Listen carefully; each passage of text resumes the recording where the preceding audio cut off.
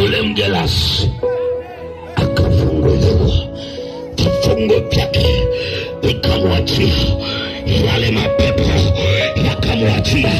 Wengi mpo hapa, mapepo yanawatesa watoto wenu. Yawezekana huku mama, kijana wako anavuta bange, umeongea lakini bado hasikii.